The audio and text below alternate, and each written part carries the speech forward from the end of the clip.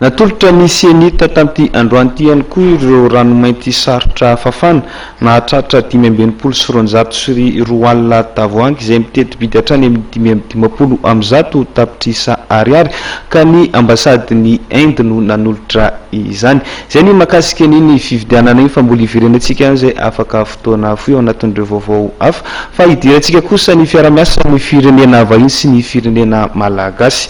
Noraisy ny filoham-pirenena Hery Rajaonarimampianina tetsy anila mpampanjakana tetsy Iavoloha Andriamatoa Raimabus tompona ndraikitra eo anivon'ny ministera Amerikanina misahana ny ranomasina fametrahana ny fandaharana asa sy politika mikasika ny filaminana eo amin'ny firenena iray.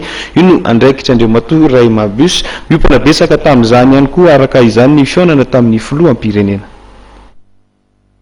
Fametrahana fandaharana asa sy politika mikasika ny filaminana ao amin'ny firenena iray. Io no andraikitry Raimabus izay tompona andraikitra anivon'ny ministera Amerikanina misahana ny tafika an-dranomasina.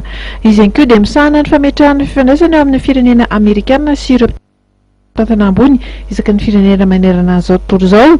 Tonga eto amintsika ity fonctionnaire ambony Amerikanina ity amin'izao fotoana izao ka nanao fitsidiana filoham-pirenena Hery Rajaonarimampianina androany teny amin'ny mpanjakana Iavoloha. Nanamafy ny filoha malagasy fa dia engany ho mafy orina hatrany ny fifandraisana amin'ny firenena roa-doda. Ny ambasador Amerikanina miasa eto amintsika Robert Yamatemo no nitarika ny délégation Amerikanina nakeny Iavoloha androany maraina io.